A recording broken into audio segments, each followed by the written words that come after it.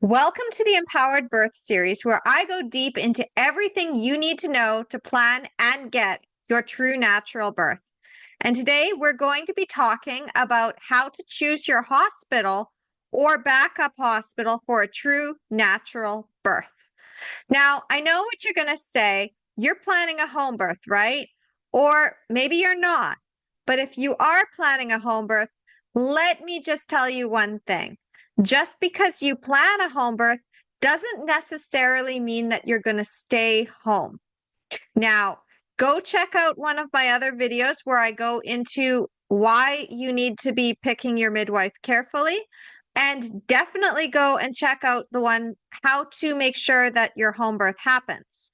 Because I myself got tricked out of my home birth and I ended up in a hospital birth that I didn't want.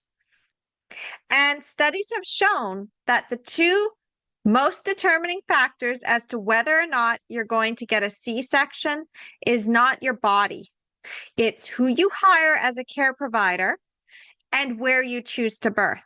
If you do not feel safe in your environment, if it is not set up to support your physiological process, it's not going to help you out.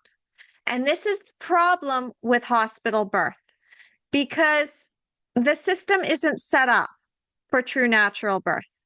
They don't know how to support it. They don't know how to facilitate it. And oftentimes, a lot of their policies and protocols get in the way of it. That doesn't mean it's not possible, though. And I'm going to be sharing stories throughout this video as to how it can be possible if you need to transfer for a home birth or if you are choosing the hospital for your own reasons. Because sometimes home birth just doesn't feel right to you. Sometimes you really want to have the backup support of the hospital. And at the same time, you want to have a hands-off birth. You don't want anybody to unnecessarily touch you, poke you, prod you, push you into interventions that you don't really need. You want to aim for a true natural birth and pull back only as needed. This takes a special set of skills that is not taught in mainstream, and you're probably not going to find it in a lot of books. In fact, one book that I do highly recommend, though, is Cynthia Gabriel's book, Natural Hospital Birth. Because, one of the backstories of Cynthia is that even though she practiced in the US, she also went to Russia. And the women there have a completely different view of childbirth, where they feel that it's just an inevitable outcome. They are going to have a natural birth. Very few actually get the epidural, unlike in North America, where we have a very high C-section rate, a high induction rate, and a high rate of epidural use, to the point where a lot of moms just think that they need to anesthetize against the process. So if you want to have a true natural birth, and you live in North America, this is a problem. You're going outside of the box of what is normal. Now, normal being a very relative term because it's more what you're used to. And I even say this inside of my book, Your Empowered Birth. I ask the question, where is the safest place for you to give birth? And if you answered home, you might not be correct about that if you're generalizing. And if you answer hospital, also not correct. The safest place to birth is the safest place for you. You cannot go by what other people think. You cannot go by what studies have shown, because studies can show that hospital birth is safe and studies can show that home birth is safe. Now, this doesn't say that studies have no use at all, because it does collect data. However, that data still may not apply to you. So you need to look at every study, and I'll be going deeper into this later. But check out my video I did about the 26 things that you need to know if this is your first time planning a true natural birth. Don't do it now, but do it later. Because if you haven't seen that video or you need a refresher, then you need to understand that when you want to have a hands-off birth, and you don't want to get pushed into the typical routine interventions, in order to keep your mindset strong, In order to get the right care providers and the right education and have the right environment that's safe for you and have that right support and call that all in, it's going to take a different game than what 90% of what is out there in mainstream is telling you to do to have a natural birth. This is again where I got tricked because I was like, I'm just going to opt out of the hospital completely. I'm more afraid of the hospital than I am of giving birth. So I will find a way to cope with the pain at home. I would rather be in excruciating pain at home than go to the hospital and get a needle in my spine. Like, this was my thinking. And then, of course, I learned about the fear, tension, pain cycle. And I understood that birth didn't have to be painful. In fact, there's a book behind me, I'm not sure if you can see it, that says orgasmic birth. And that is actually a thing. You can have an orgasmic birth. You can also have a more painless birth. It doesn't have to be a horrendous experience where you're at home in a lot of pain. In fact, my home birth, there was very little pain. And you can again read about that inside my book, Your Empowered Birth. But, after I discovered that I wasn't really afraid of the pain anymore because I knew I could handle it, I didn't know about the subtle ways that the system can chip away at your confidence and push you into the hospital anyway. And this is where I ended up scrapping my home birth and I got talked into a hospital birth. And while I was there, I was still determined to have a true natural birth. And I recognized that a lot of things that were in this hospital that was technically supposed to be state of the art, brand new, and like the best of our entire area, it was not actually setting anybody up for success with a natural birth. In fact, when I went deeper after I had my son and I was like, why isn't this working? Why are so many people getting C-sections and inductions when we have an otherwise healthy population? I went down this rabbit hole and I discovered these things. So today I'm going to tell you about the things that you're going to really need to be looking out for to plan your hospital birth and choose your backup hospital. Because if you're choosing a home birth, you're not planning to go to the hospital. However, if at any point you do feel intuitively that you would like that additional support, you deserve to be able to go in and you deserve to be treated with dignity and respect and still have a more natural-minded experience. You don't want to go in and suddenly get pushed into a C-section you weren't expecting. And of course, this happened to one of my clients way back in 2021.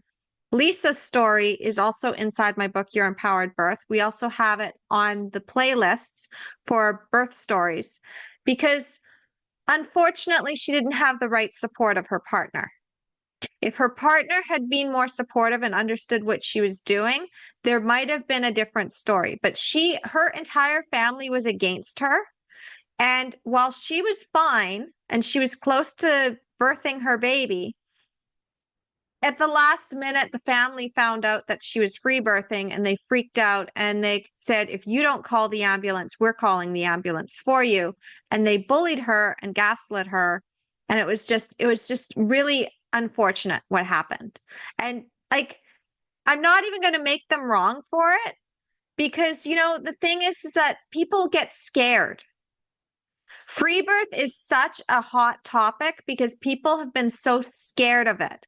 So this may not have even been malicious. This was more like, oh my gosh, like after all of these other horrible births, things that went wrong, and she had these C-sections, and now she's free birthing, and she's not going to like it. There's a disconnect.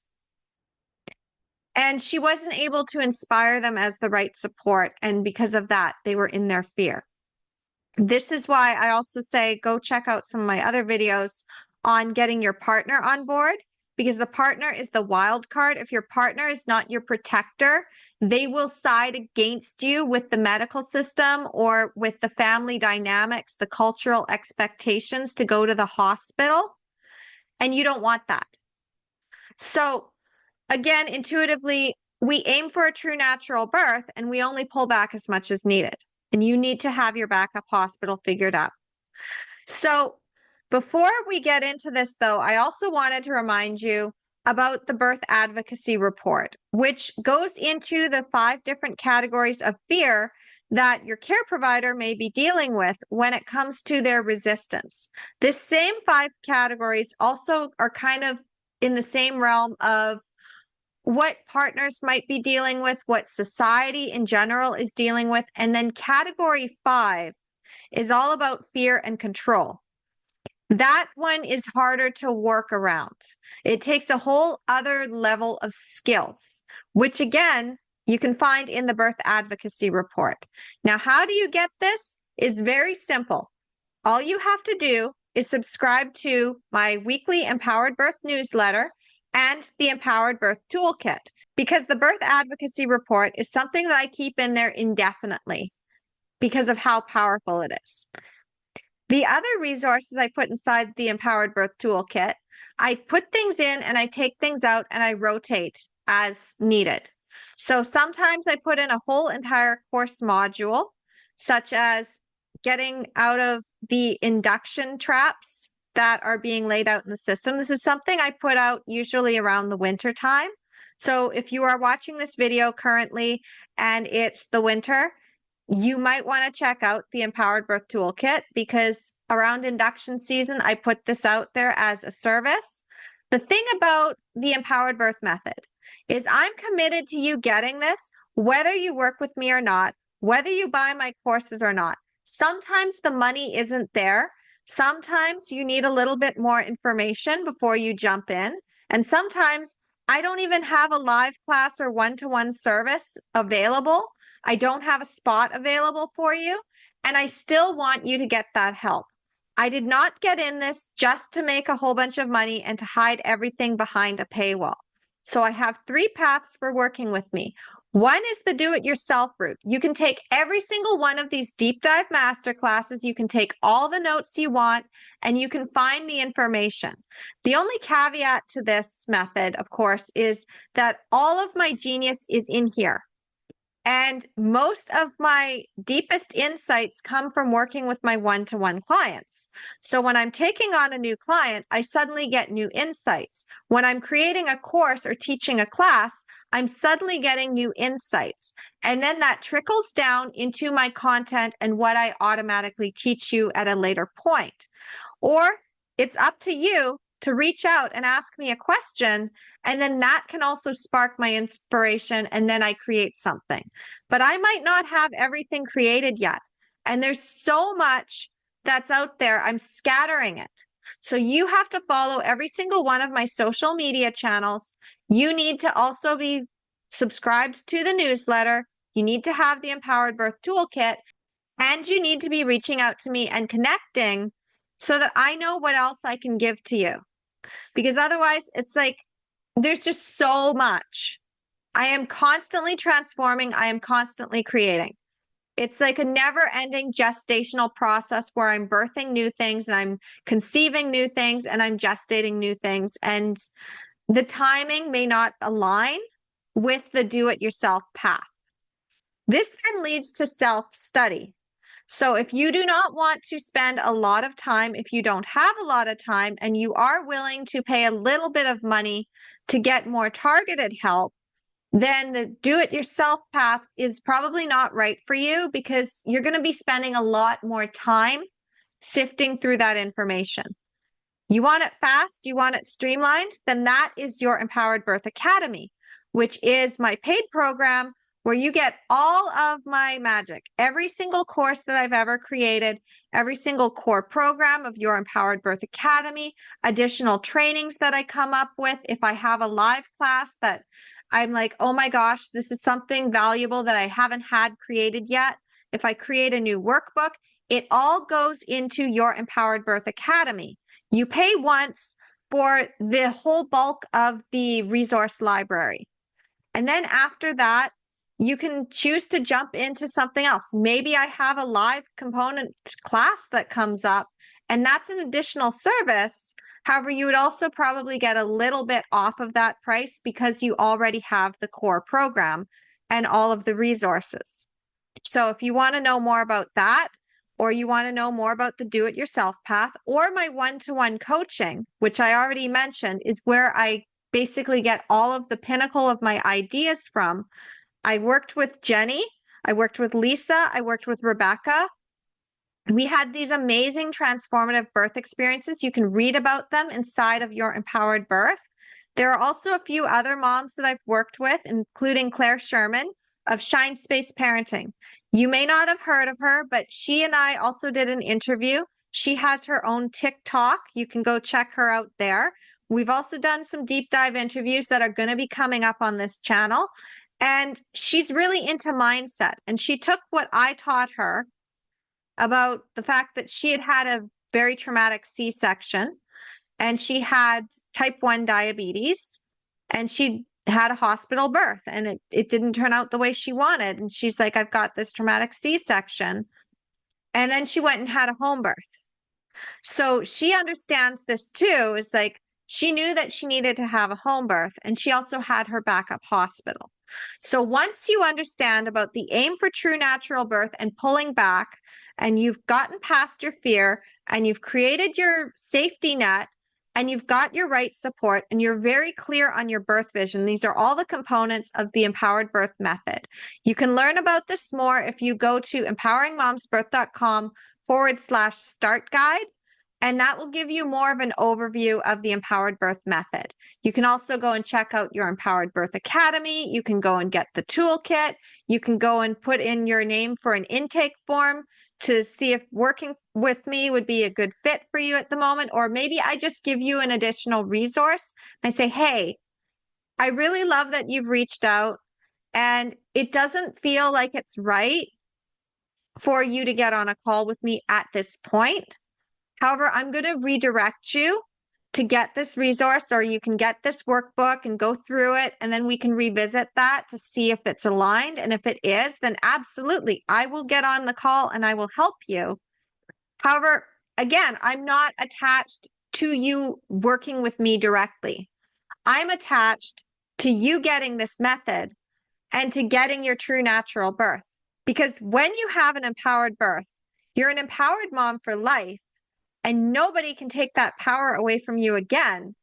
And it inspires your next level.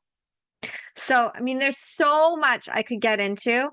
And for the purpose of this video, we're going to move on to the 3 things that you need to know and look for when it comes to choosing your hospital or choosing your backup hospital if you're having a home birth. And number 1 on that list is looking at the amenities that that hospital offers, and whether they actually do offer it or if it's just window dressing. Because there's a huge difference between a hospital that advertises that they have a whole bunch of tubs and that you can birth in your room and that you have a shower and they have a birth ball available versus the ones that actually utilize these.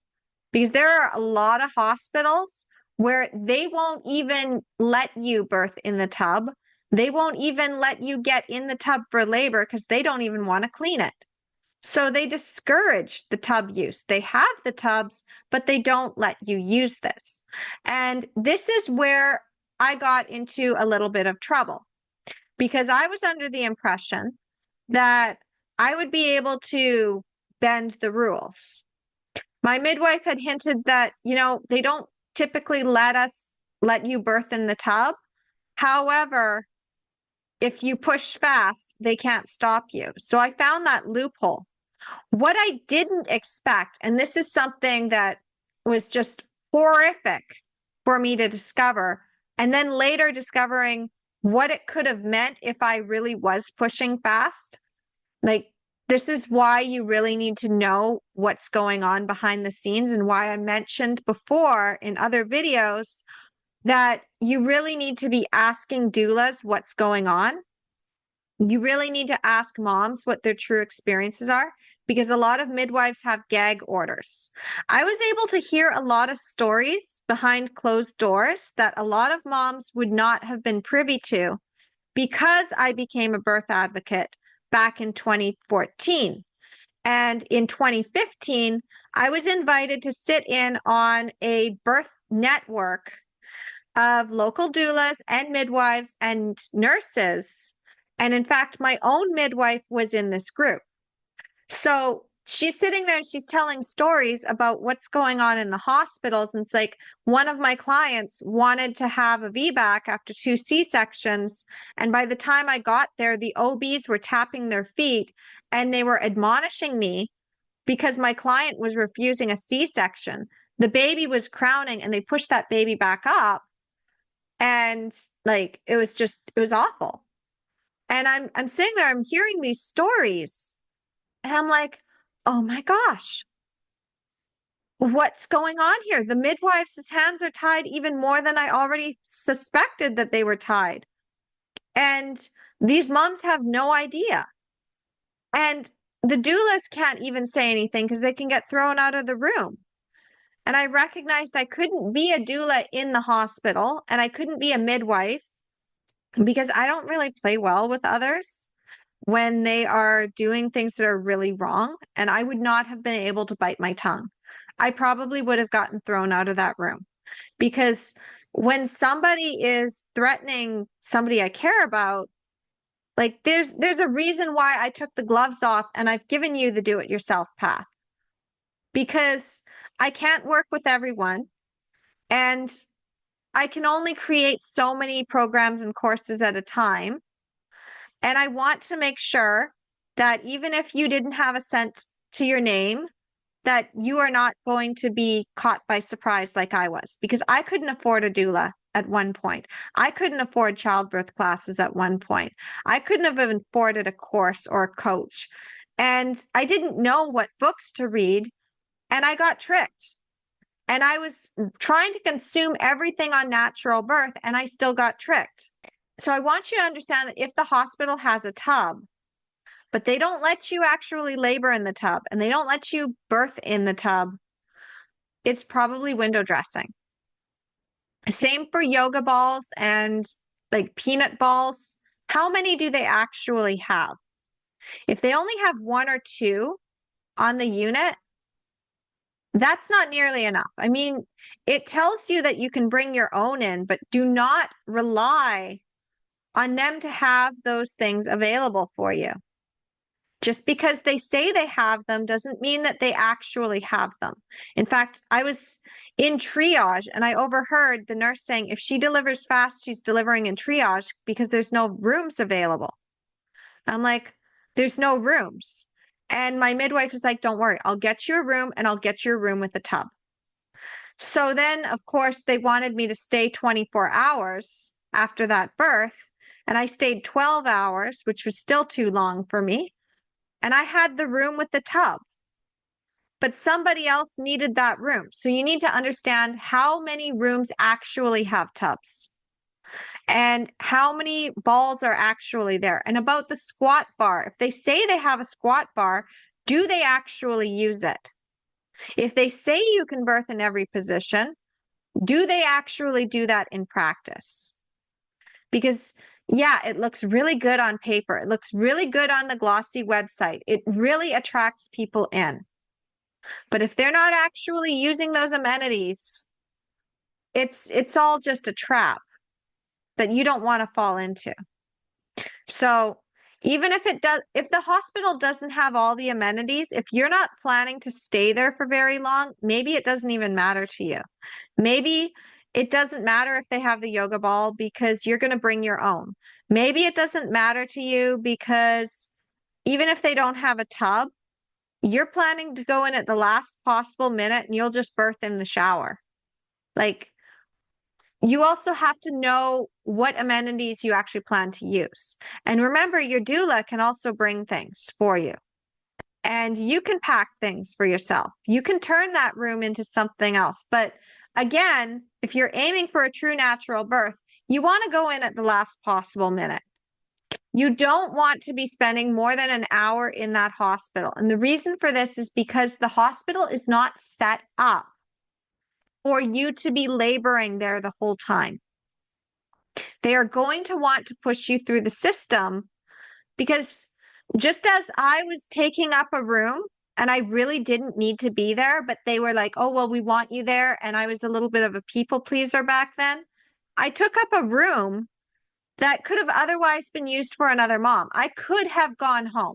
Yeah, I get that it was like 11 o'clock at night, almost midnight. And technically, I needed somebody to discharge me. Or did I? No, because I ended up discharging myself 12 hours later because I got tired of getting the runaround. I kept saying, I want to go home. I want to go home. As soon as I woke up in the morning, I said it. I want to go home. And they kept like saying, oh, yeah, we'll get to it. We'll get to it.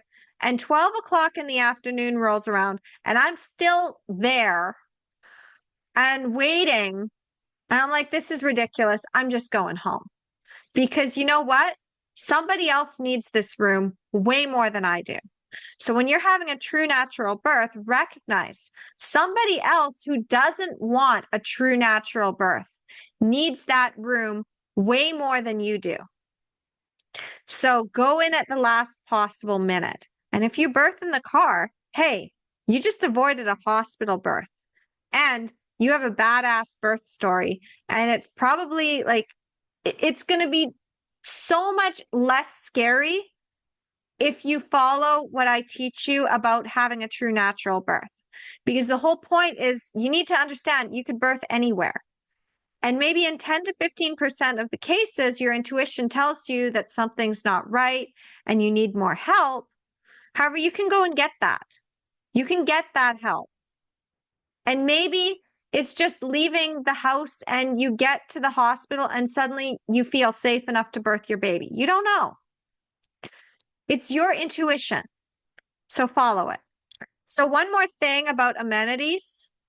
You really don't want to birth at a hospital where they have the OR very close to all of the maternity rooms, because that gives more incentive to wheel you in for a C-section at like the slightest deviation. And some hospitals really take advantage of that. I don't know which ones because I don't know your area.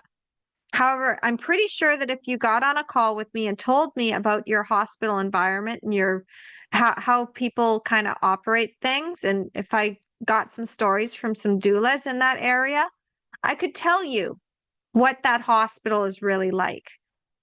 Sometimes even C-section rates and induction rates, when put together, paint a bigger picture. But you also need to look at demographics. There's a whole big rabbit hole in itself of statistics, which I went down. And this is how I was able to unravel everything. So I have had over a decade of experience in the birth industry, understanding how things work, seeing all of the different layers. I understand the historical context. I understand the business aspects of it. I understand what the hidden motivations are of the system and the people inside of it. I understand the different categories of fear and resistance and why it is the way it is and why the rates of burnout are the way they are and why so many moms struggle to have a true natural birth. Like I can see it and I can reflect that back to you. Like that's one of my superpowers. However, again, I want you to be able to see it yourself so that then when you have that clarity, you can come to me. If you do need that extra bit of support, you can say, this is what I see. Because if you don't see it, there's nothing to work with.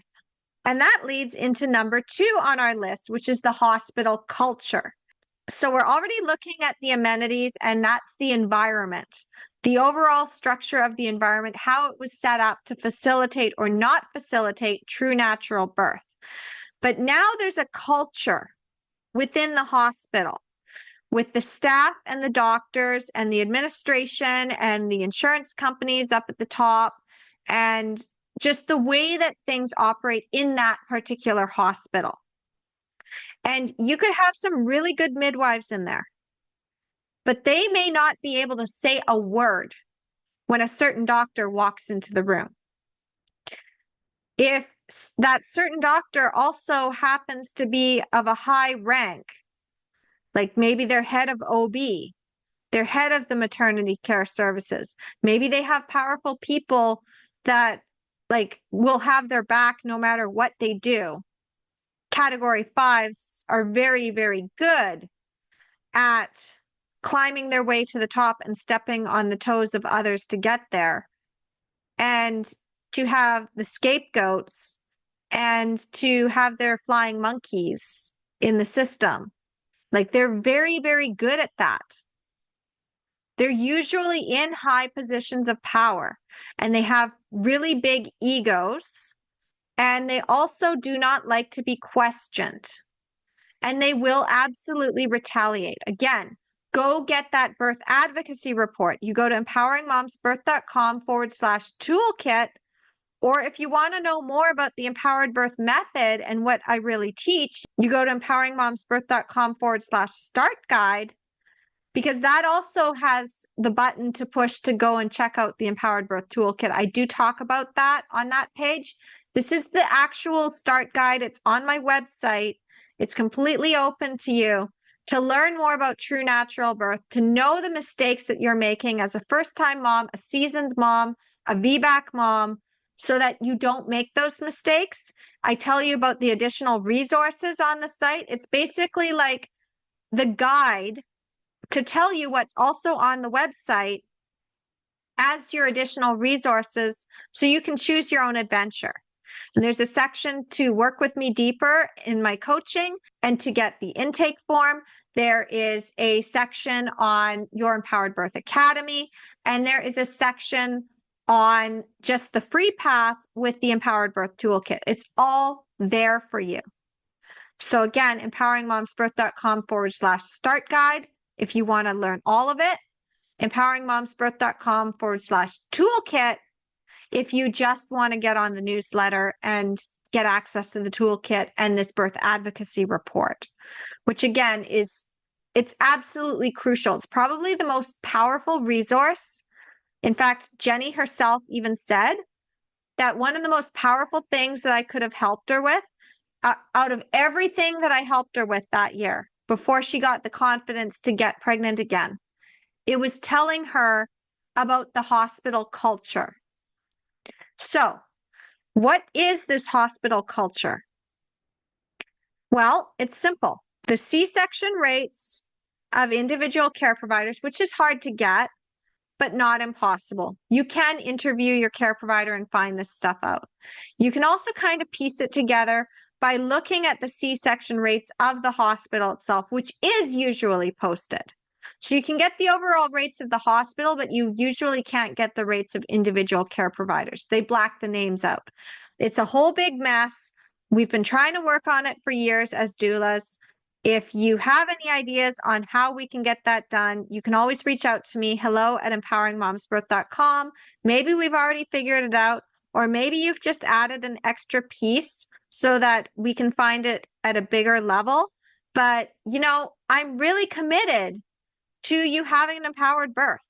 I'm committed to changing the way that maternity care is being done, because when you are in that toxic hospital environment as a nurse, as a midwife, even as a doula, even as an OB, it can be really hard to change things from the inside.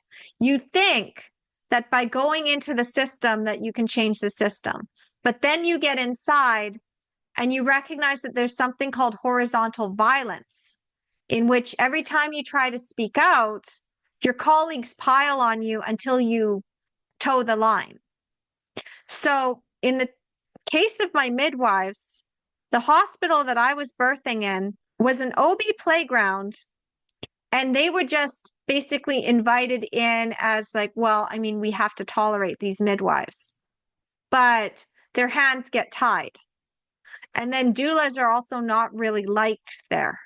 And the nurses roll their eyes at birth plans. And the ones that go against the system are usually the ones that get in trouble. And that goes into the 4 categories of fear, where you can kind of inspire those really good midwives and the good doctors and the good nurses, the ones that are actually going to help you, the ones that wish they could support you. You can inspire them to change things, because we can't get the big dogs out if all of the other dogs are afraid. of the big dog. But if they all band together, they can change things. So right now, it's like they speak up and they're smacked down. So you need to recognize how toxic is this hospital birth culture.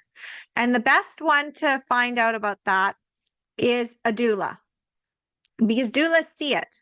They are already in that space. They're watching the different nurses. They're watching the different midwives. They're watching the different OBs. They're watching what happens when a certain OB walks into the room. And there's like this moment, like usually we're holding space for our clients, but then that one doctor walks in and we're like, oh crap. It had to be them on call today. Well, rolling up my sleeves. I'm going to have to up my game even more to protect my client from this one. But you don't see that. You don't recognize it. And sometimes these OBs can be really sweet talking you, and they can really make things sound dire. I mean, go back and watch some of my other videos on care providers so that you really understand this, because sometimes it hides. Oftentimes it hides. You don't see it, and it slowly chips away at your confidence until you are suddenly giving into the C-section and thinking that it was your fault, or that you didn't dilate, or that there was no other way. And meanwhile, your doula is sitting there and she's watching that. It's like, I hate this hospital. Like, my client could have birthed anywhere else. I hate this hospital for the culture that's there. And, you know, that's kind of the way it is right now. And fish can't always see the water they swim in. In fact, there was a really long essay on this that I was reading. It's very academic, though. So if it's too dense for you, I totally get it. And at the same time, like, this was really informative, which is also where I based the birth advocacy report from. Because I already kind of touched on this with the amenities and whether it's just window dressing or if they actually do practice what they say that they advertise. And then the hospital culture, do they actually support natural birth? Or is there somebody kind of pulling strings and tying everybody's hands? That ties into number 3. How did other people experience birth in that hospital? So, you know, because particular hospitals can be really pretty on the outside, and because a lot of our mainstream birth culture and education has centered around this idea that your body is broken and defective, and that if birth doesn't go the way you wanted, it was because it was never going to go the way you wanted, and that you just have to live with the fact that you had to have a C-section because you don't dilate or you didn't progress properly.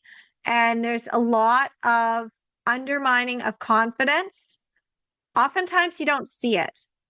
Oftentimes the birth trauma is so internalized that when people are asking the question on the mom forums, what's this hospital like? Moms will say, oh, it's great. It's like a hotel. You get your own mini fridge, you get your own room, you get your own birth tub. I mean, I had a C-section, but that's because my body didn't work properly. But, you know, it's a great place. They were very helpful with my C-section. They were very, very respectful during my induction. Well, yeah, they're going to be nice if you're doing exactly what they want you to do. What's the experience of the mom who came in and said she didn't want anybody to touch her? That's what you want to know. You want to know what the experience is of the moms who did not follow policy, who did not follow the rules. What happens to the clients of the doulas when they're watching in this system and they're like, I wouldn't birth in this hospital if it was the last hospital on earth. You couldn't pay me $10 million to birth in this hospital. I would sooner birth under a tree.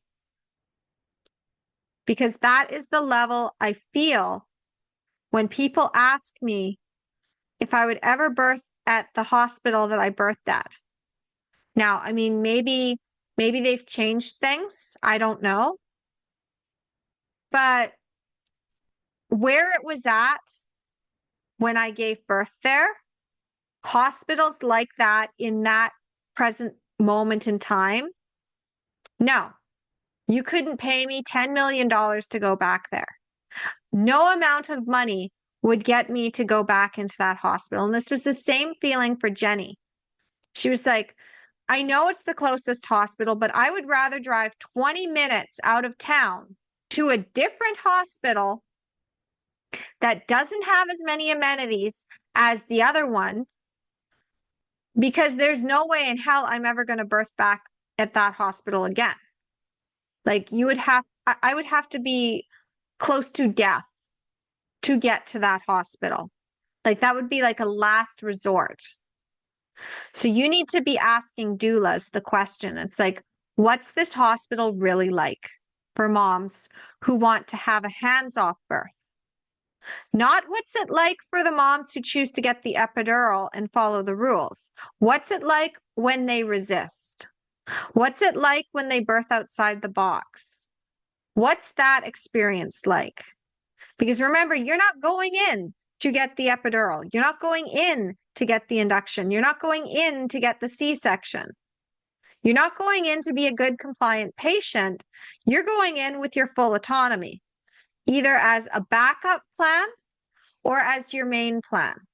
But either way, you want a true natural birth, you need to know what that environment is like for a true natural birth. And this is where a lot of moms get tripped up, because you're going through and you're asking the questions and you're going on the hospital tour. And a lot of people in mainstream, especially in the mom groups, they give you ideas like, oh, what to look for. And it's all very surface level, and it's not going to help you. It's not going to help you have a true natural birth. There's so many things that I can pick apart, and I'm like, that's not going to help you. If you want some ideas again, go check out Cynthia Gabriel's book, Natural Hospital Birth, because this is the closest I can say. Like, there's some things that I kind of tweak in my own system. However, you can also just go to my website, empoweringmomsbirth.com/freebies, and I have tips on how to have a true natural hospital birth, and also what not to put in your hospital birth plan. So once you understand that, you also might want to check out a little bit more of my book, Your Empowered Birth, or the extras that came with it, where I have a little miniature guide. It was actually extra stuff I couldn't fit inside of Your Empowered Birth because of the way that I did the framework. So instead of doing a whole bunch of appendixes at the end of the book, to keep it streamlined, I just have these as little extra guides. So you just go to empoweringmomsbirth.com/extras. You get those guides. And one of them is how to choose your birth location. And this will help you.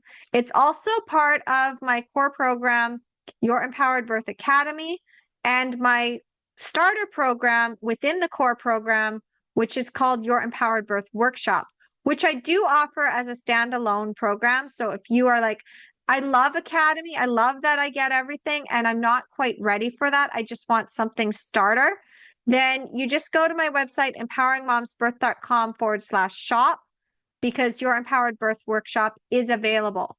And it's less than the price of groceries. I wanted to make it accessible. It's about 6 lessons. You go through the modules, you get the additional PDF guides, you get a little workbook with it, and you can go through. And this is basically what Lisa and Rebecca and Jenny went through. Claire went through this as well. So many of my empowered moms, my powerful stories, they went through this workshop, and it helped transform how they came to their births. So they did get empowered births. Whether they worked with me at a deeper level or whether they got my free stuff, I had this workshop. So again, that is available for you. Okay, so we have covered a lot when it comes to choosing your birth location. And now it's time to just quickly recap. So The things that you really need to be looking for right now is looking at amenities. Do they have a birth ball available? How many do they have? Do they have a tub available? Do they actually let you use the tub? Do they actually let you birth in the tub? What happens if you try to push in the tub? Are they going to do what they did to me, which I was trying to get, like I was staying in the tub, I was going to push my baby out, and they drained it. They pulled the plug. Now, this is actually a whole other can of worms that I don't have time to get into, but that could have caused my baby serious problems. You do not want the water levels to be lowering when you are pushing. Fortunately, he was high enough up. He wasn't coming out yet, so nothing bad happened. However, that could have been a very dangerous situation. You do not want somebody who is so focused on following the rules that they would actively endanger you and your baby to enforce those rules when you try to break them. And they do this out of fear. They do this out of ignorance. But looking back on that, the fact that they literally drained the tub on me and pulled me from the tub when I was trying to push my baby out, I'd been in transition. Like that in itself was not okay. It was traumatic. It arrested my whole process. And then it took 3 hours to push him out. And it could have been so much worse. So you need to recognize the amenities. Like, do they actually, is it just window dressing, or do they actually offer this? The other thing is, if they've got the OR just down the hall, they probably use that OR a lot more than the actual birthing rooms. More babies probably get born in the OR. It's like, there's just something about that. There's just a mentality about that. Number 2, of course, is the hospital birth culture. Fish can't see the water they swim in. We're not going to make anybody wrong. We're not going to blame them, shame them, or anything like that. You know, the nurses and the OBs and the midwives, they are operating on their own fear. And there's 5 different categories of fear. Category 5s, they are deeply wounded people. They're the kinds of people that, like, they're afraid of losing face. They're afraid of losing power. Maybe they're just in the wrong profession. They got in it for the wrong reasons. They got in it for the money and the prestige and the power. But they didn't recognize that this is something that cannot be controlled, and you need to respect the process. So they're really just in the wrong profession. It's not that they have no use anywhere. It's just that this whole maternity care service needs to be more compassionate and mother focused. And category 5s are just not those people. Category 5 partner is just not the kind of person who can give you empathy and understanding. They're just not it. They have their uses, but in certain areas, it's just not their strength. And if it's not their strength, they don't need to be there. But they're scaring everybody else into compliance. And then you've got categories 1 through 4 that they now have resistance. And then category 5s can also put fear onto you if you do not know how to get out of it. So again, I'm going to remind you to go and get the birth advocacy report, which is inside the Empowered Birth Toolkit. Go to empoweringmomsbirth.com/toolkit.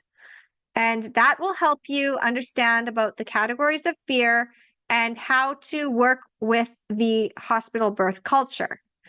And finally, number 3, of course, if you're looking to find if the hospital's any good, you want to be asking moms and you want to be asking doulas. And you want to be incredibly specific with it. You're not asking about whether the amenities were any good or if the staff were nice or any of that in just a general term. Because there's a lot of people who will defend a hospital that doulas know they wouldn't birth in even if they were paid $10 million to do it. I've seen it over and over. Usually I'm the one on there that says, oh, yeah, that hospital is great if you want a C-section. They're very good at doing C-sections. In fact, they're also really good at doing inductions. They do a lot of inductions. However, if you're looking for a true natural birth, a hands-off birth experience, they just aren't set up for that. So I would probably go elsewhere. But hey, if you're looking for a C-section, yeah, they do them very often. And it's kind of like they have their strengths. Just like it's like, is this doctor any good? Oh yeah, they're very good at C-sections. If you are having a C-section, you want somebody who's really good at C-sections. But if you're having a true natural birth, you want the person who's good at true natural birth. So if you're going to ask about what it's like in the hospital, you need to find the moms who were looking for a true natural birth experience and had one. And you also want to hear the stories of the moms who didn't get the true natural birth experience in that hospital and find out why. Because, we have stories. We recognize it. We're like, you know what? I was really bullied. I was really talked down to. I was really told that my body couldn't do it. I would never go to that hospital ever again. That hospital traumatized me. I can't even drive past that hospital anymore. I can't go down that road because when I pass that hospital, I actually have like heart palpitations. Like it's just anxiety. And these are actually things that women have said to me about their hospitals. So I'm not even making this up. This is stuff that has happened to other women. They've said it, and it happened to me. And I didn't even have a very, very traumatic birth experience. I had a natural birth. However, driving down that street and going past that hospital still sent me into anxiety for a very long time until I started to heal my birth trauma, which happened when I was pregnant with my daughter, and I went to birth trauma counseling and I did EMDR therapy, which is a whole other thing. If you go and get my extras inside of my book, Your Empowered Birth, you will get a report that helps you in healing birth trauma. So that is available. You can also get it inside Your Empowered Birth Academy. Sometimes it's inside the Empowered Birth Toolkit. It's also inside of the smaller program, Your Empowered Birth Workshop. So that's another one of the extras in the modules. But again, if you want any of that, all you have to do is go to empoweringmomsbirth.com/start guide. Or, hey, if you've got any questions, if you want to know what else is in it, you can always reach out, hello@empoweringmomsbirth.com. Either myself or someone on my team will be there to assist you within 1 to 2 business days. We don't work on weekends, and typically on Fridays, it's kind of hit and miss because we really like to have a 3-day weekend. So I just want to let you know, if you reach out on Friday, you may or may not get an answer. The weekend is the same thing. Sometimes I answer, sometimes I don't.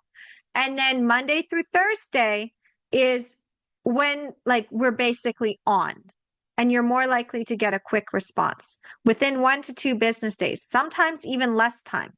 Sometimes you can send us a message and get an instant response. It all just depends on the time of day and what else we have going on inside of the Empowered Birth community, because we're ever transforming. And if you have questions, we want to hear them, because that sparks our ideas of what to talk about next.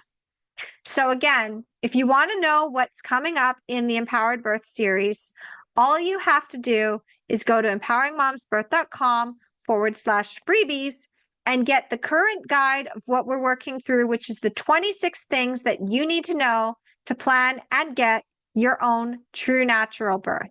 So once again, thank you for watching. And if you found value in this, please pay it forward, especially if you're doing the do-it-yourself path or self-study, because what I'm aiming for is for everyone to have access to the Empowered Birth method And we can't get any bigger if you are not liking, sharing, subscribing, boosting the algorithm.